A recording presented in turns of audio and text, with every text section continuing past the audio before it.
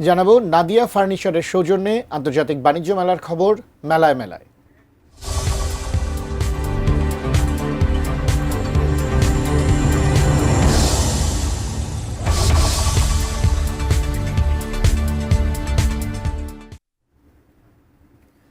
দর্শক, পূর্বাঞ্চলে মেলা প্রাঙ্গণ থেকে এখন সরাসরি আমাদের সাথে যুক্ত হচ্ছেন আমাদের সহকর্মী নারায়ণগঞ্জ প্রতিনিধি হাসান মজুমদার বাবলু, আপনি আমাদেরকে জানাবেন, আমরা যতটুকু জানি শুক্রবার ছুটির দিন, এরই মধ্যে বাণিজ্য মেলায় উপচে পড়া ভিড়, বিস্তারিত জানাবেন।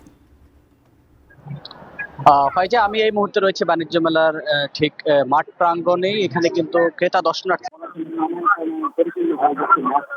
এবং ক্রেতা দর্শনার্থীরা দূর দূরান্ত থেকে মেলা প্রাঙ্গণে এসেছেন। আমরা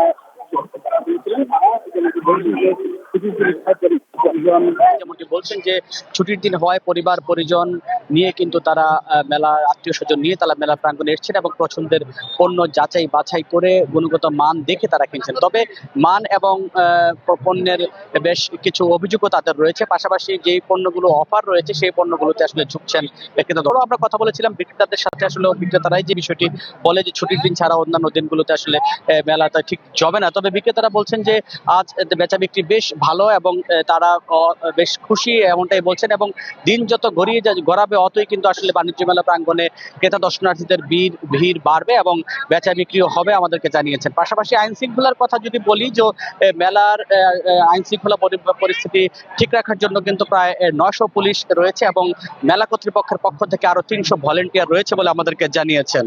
ফাইজা, তো আসলে এই ছিল আসলে মেলা প্রাঙ্গণ থেকে।